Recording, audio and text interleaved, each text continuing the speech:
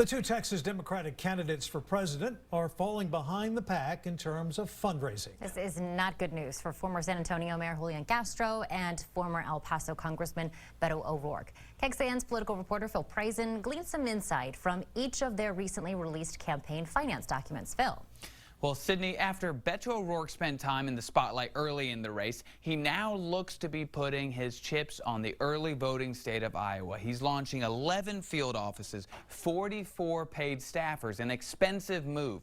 He hopes to win big here in January and then gather most of his home state's delegates when we vote here in Texas in March.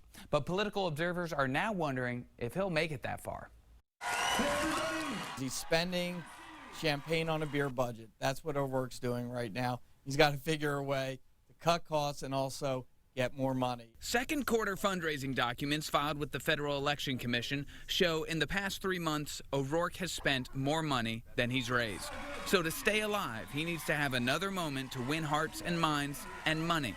He did that when he ran against Ted Cruz in Texas in 2018, with comments on kneeling for the national anthem. My short answer is no. I don't think it's disrespectful.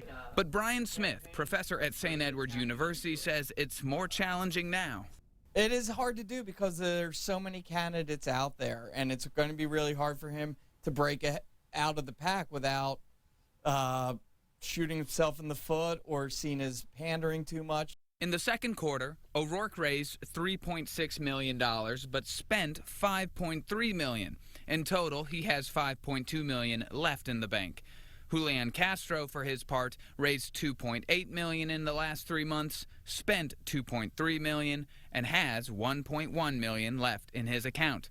Yes, Castro had a breakout night last debate, but Smith says he's going to need another one to survive. We're starting to see a separation between 5 or 6 candidates at the very top and then the rest of the field. And when candidates realize they can't raise any more money, when they've asked all their friends and they've given the max, then it's time to drop out.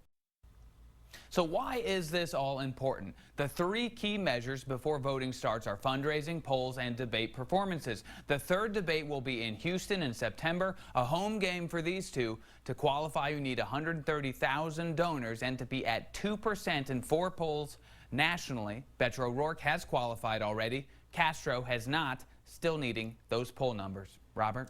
Well, when it comes to fundraising efforts for all of the candidates, President Trump has a clear advantage after he raised $56 million.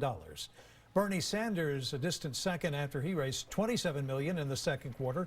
That's followed by South Bend Mayor Pete Buttigieg with $22 million, and Elizabeth Warren rounds out the top 5 with $19 million. We also wanted to compare President Trump's fundraising efforts to past presidents up for re-election.